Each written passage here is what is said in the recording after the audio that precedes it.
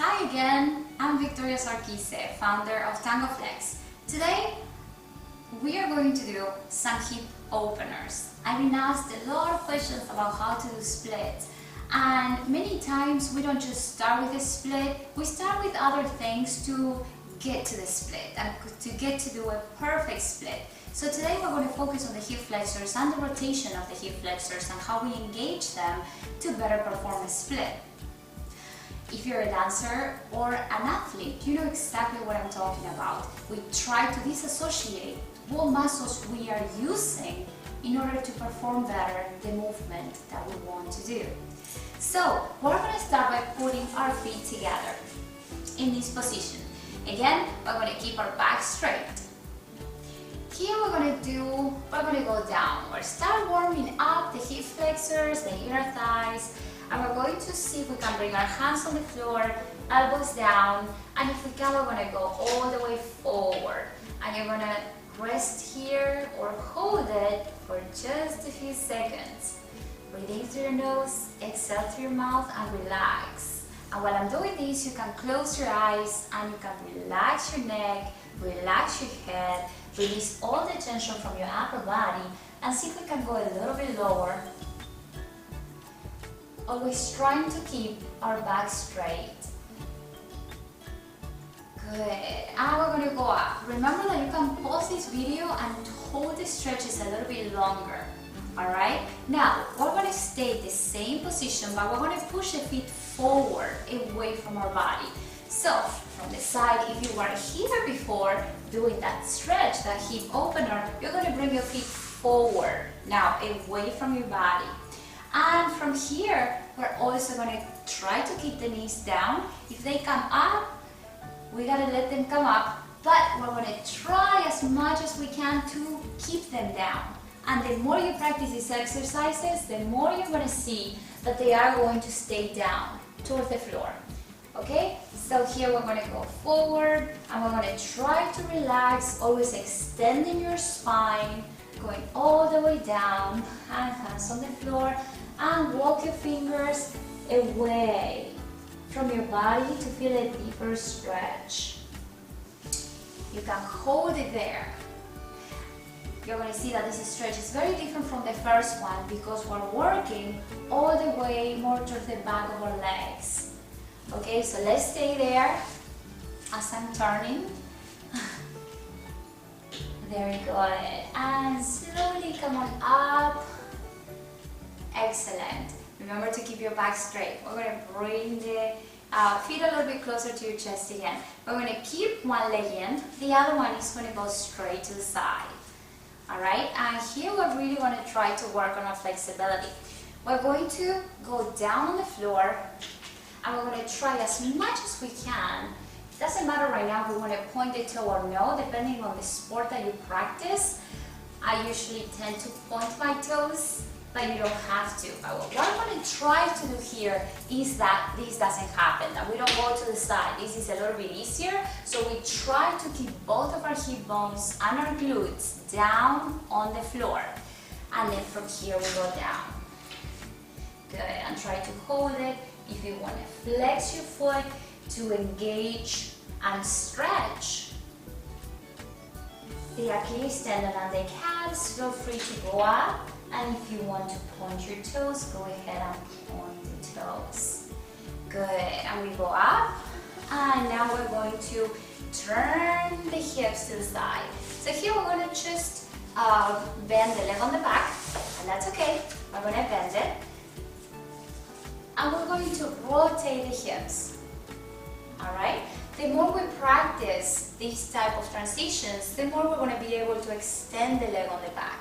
So if for you it's okay to leave it bent, then stay there. If you need to practice and increase your flexibility and range of motion, then we're going to try to be a little bit tougher on ourselves. So ideally we want to keep the shin, the leg in the front, parallel to the front line of the mat. Alright, that would be our goal. And then from there, you see that hip bone is facing the diagonal. So from there, we're going to turn the hip bone and make it face the front line of the mat with a nice straight leg on the back. And then from here, we walk forward, we bring our elbows down, and we go down. I'm going to feel a very nice stretch going from the lower back through the glutes to the side of the leg. And if you can go all the way down, go all the way down and relax.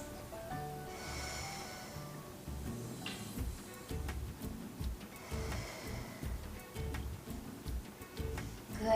And slowly we're going to go up. And then from here, we're going to bend the knee and we're going to hold our toes.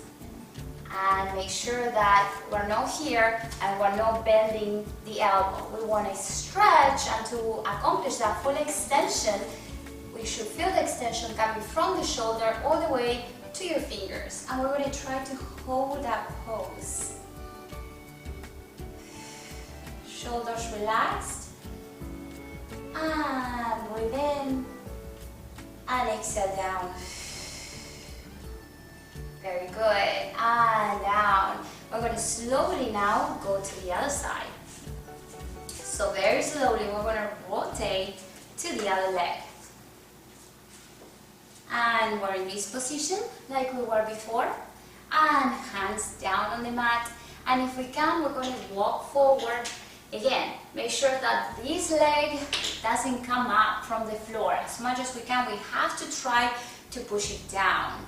Okay? So, we walk forward and let's see how far we can go. And you're going to see that if you practice this often,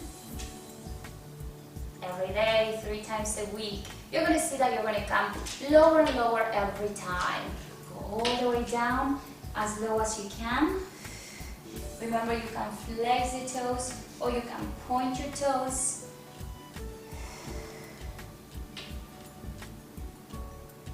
Good. And up. Very nice. And we're going to rotate to the other side. So slowly we rotate the hips. And take your time to do these rotations. If you need to bend the leg in the back, go ahead and bend the leg in the back. Ideally, again, we want to keep the shin parallel to the front line of the mat. And then from here we're going to rotate the leg on the back. So if the hip is facing in a diagonal, we want the hip bone to be facing the front line of the mat. And then we go down from there. The leg on the back is beautifully straight. And we go all the way down here. Breathe in through your nose. Exhale through your mouth and hold it whenever your body says that is a good hold for you. Always listen to your body.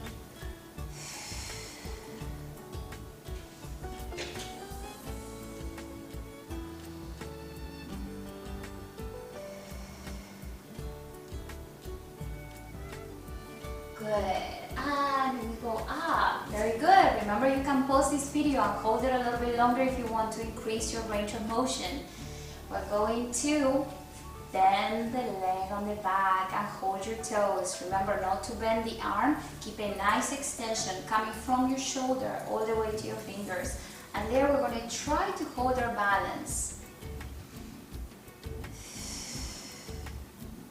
And breathe in. And exhale down. Good.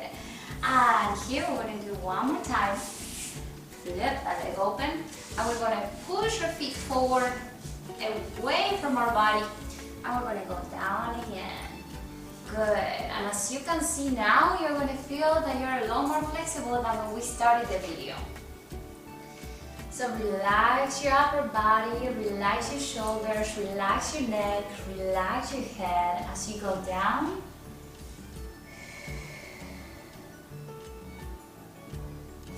Good. And don't forget to breathe. And now one more time, feet in, closer to your body. Open your knees as much as you can. And you can either go down here or push them down with your hands. And we try to go all the way down. Good. And breathe in through your nose. And exhale and relax a little bit farther down. And breathe in.